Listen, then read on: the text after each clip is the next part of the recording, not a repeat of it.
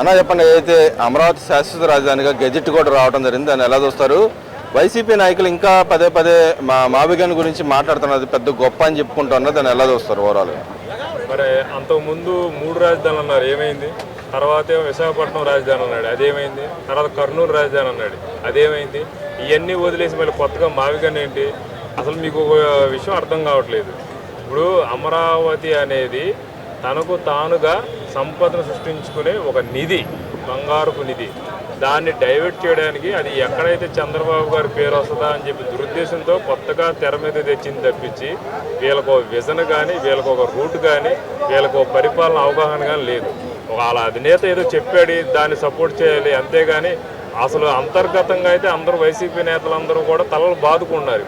పిచ్చి పెట్టినోళ్ళలాగా ఇదేంట్రా బాబు ఇలా తెచ్చాడు, అసలే పార్టీ కిందకి వెళ్ళిపోయింది, దాన్ని ఇంకా నాశనం చేయడానికి పిచ్చి పిచ్చి మాటలని మాట్లాడుతున్నారని చెప్పి అందరూ గుసగుసలు ఆడుకుంటున్నారు. ఇది వాస్తవం కాదా?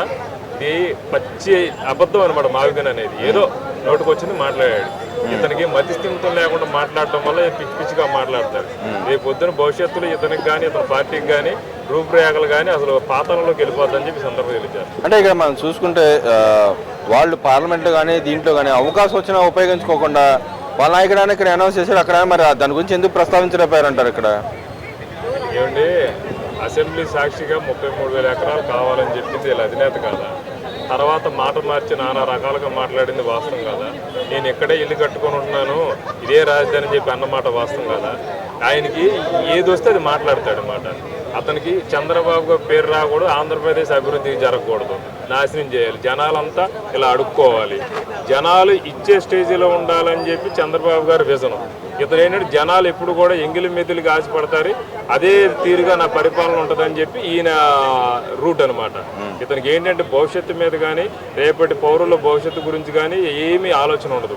ఎంతగాడికి నేను అధికారంలో రావాలి, ఏదో విధంగా పిచ్చి పాలిటిక్స్ చేయాలని చెప్పి ఉద్దేశం తప్పించి వేరే ఆలోచన అయితే అతనికి అయితే ఉండదు. అంటే ఈయనకి ఇచ్చే ఆలోచన ఇచ్చే నాయకులు మనస్తత్వం గురించి వాళ్ళ పేటీఎం బ్యాచ్ కూడా మాట్లాడుతూ ఉన్నారు కదా, దాన్ని ఎలా చూడొచ్చు అంటావు?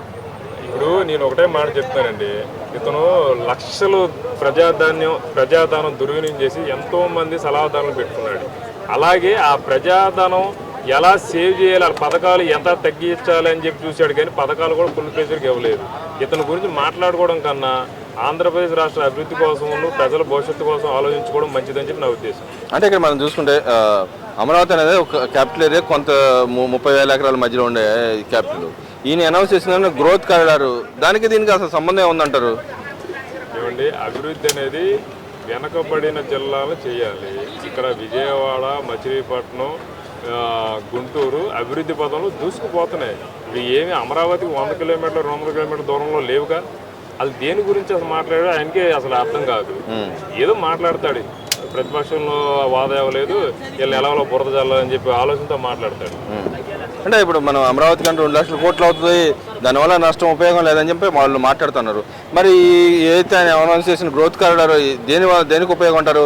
దానికి కూడా డబ్బులు పెట్టాల్సిన పరిస్థితి ఉంది కదా. నేను ఒక మాట చెప్తానండి, 2 లక్షల కోట్లు ఎవరి జోలు డబ్బులు పెట్టాలండి? ఎవరి జోలు డబ్బులు పెట్టాల్సిన నా దగ్గర ఒక భూమి ఉంది, నేను కట్టుకోలేని పరిస్థితిలో ఉన్నప్పుడు డెవలప్మెంట్కి ఇచ్చుకుంటా 60-40 అని, నాకు డబ్బులు వస్తాయి, అందులో ఫ్లాట్లు వస్తాయి, నేను ఆర్థికంగా నిలబడతాను. అలాంటి ఆలోచన ఇలాంటి అమరావతి అనమాట. రైతులు స్వచ్ఛందంగా 33,000 ఎకరాలు వచ్చి వాళ్ళు చంద్రబాబు మీద నమ్మకం ఆయన చేతిలో పెట్టాడు. అది వదిలేసి ఏదో పిచ్చి పిచ్చిగా మాట్లాడుతండి. ఎవరి డబ్బులు? కనీసం 2 లక్షల కోట్లలో 1 కోటి రూపాయలు కూడా ప్రభుత్వం భరించాల్సిన అవసరం లేదు. ఏదైనా కూడా గవర్నమెంట్ ఏదైతే ప్రతిపాదన తెచ్చిందో దానికి దానే సంపద సృష్టించుకుంటుంది అనమాట. అంటే ఇక్కడ దాచుకోవడానికే వాళ్ళు చేస్తూ ఉన్నారు, అమరావతిలో ఏం జరగట్లేదు అని చెప్పి మళ్ళీ పదే మాట్లాడుతూ ఉన్నారు. పార్లమెంట్ సాక్షి కూడా అదే మాట్లాడారు. కనీసం వాళ్ళ వ్యూస్ ఏందో కూడా చెప్పలేని పరిస్థితిలో వాళ్ళు ఉన్నారు కదా.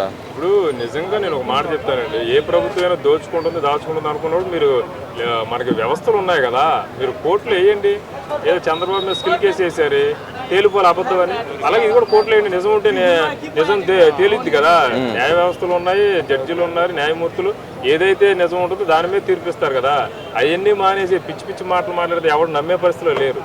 అంటే ఇక్కడ మనం దోచుకోవడానికి ఏ విధమైన అవకాశం ఉందంటారు? అక్కడ ఉందే ల్యాండ్ తక్కువ, గ్రీన్ ఫీల్డ్ రాజధాని, వాడు కట్టేదే గ్రీన్ ఫీల్డ్ రాజధాని, దానికి రకరకాలుగా వ్యవస్థలుగా విభజించి ఉన్నారు రాజధాని. దాంట్లో ఇంకా దోచుకోవడానికి ఎక్కడి నుంచి వస్తుంది అంటారు అసలు? అదే చెప్తున్నా కదండి, ఎవరికి మంచి పేరు రాకూడదు, నేనే నియంతలా పరిపాలించాలి, ఆంధ్రప్రదేశ్ శాశ్వత ముఖ్యమంత్రి ఉండాలి, ఆయన పార్టీకి చేసుకున్నట్టు నేనే శాశ్వత పార్టీ ప్రెసిడెంట్ చేసుకున్నట్టు శాశ్వత ముఖ్యమంత్రి రాసుకోవడానికి ఇది ప్రజాస్వామ్యంలో ఉన్నాం, నియంత పాలనలో లేవు. ఆయనకి ఏంటంటే ఎంతకాడికి డబ్బు ఉంది నా దగ్గర అధికారంలో ఉండాలనే ఆలోచన తప్పించి ప్రజా సమస్యలపై కానీ ప్రజాస్వామ్యం పట్ల కానీ విలువలు లేని ఏకైక మాజీ ముఖ్యమంత్రి అవ్వడం జగన్మోహన్ రెడ్డి. అంటే ఇక్కడ మనం చూసుకుంటే ఆయన చెప్తున్నట్టు రాజధాని దోచుకుంటున్నారు అనుకుందాం, మరి ఈయన చెప్పినట్టు దోచుకోవడానికి అవకాశం లేదంటారా? వాళ్ళు ఆల్రెడీ వైజాగ్లో అన్ని భూములు దోచేసుకున్నారు, రుచికొండ తవ్వేసుకున్నారు, గ్రావెల్ తవ్వేసుకున్నారు, నానా రకాలు చేయాల్సిన అవినీతి అంతా చేసేసారు. వాళ్ళు అసలు వాళ్ళకు ఉన్న అవినీతి మరక నాకు తెలిసి దేశ చరిత్రలో ఏ రాజకీయ నాయకుడు కానీ ఏ రాజకీయ పార్టీకి కానీ లేదు. తిరిగి ఏంటంటే ఆ పార్టీ మీద బురజల్లానే ఉద్దేశంతో తప్పించి వేరే ఆలోచన అయితే జగన్మోహన్ రెడ్డికి లేదు. అంటే మనం ఇక్కడ చూసుకుంటే ఇప్పటికీ వాళ్ళ నాయకులు పదే పదే చెబుతున్నారు ఉత్తరాంధ్ర ఈ 3 ప్రాంతాలు డెవలప్ చేయట్లేదని చెప్పి అంటున్నారు. వాస్తవ రూపంలో చూసుకుంటే 3 ప్రాంతాలు డెవలప్మెంట్ అవుతున్నాయి కదా? అవుతున్నాయి కదా. భోగాపురం ఎయిర్పోర్ట్ ఉంది, మచిలీపట్నం పోర్ట్ ఉంది, వైజాగ్ ఆల్రెడీ డెవలప్ అయింది, దాంట్లో గూగుల్ సంస్థలు బోర్డులు అనేక సంస్థలు వస్తున్నాయి. ఇంకేం కావాలి?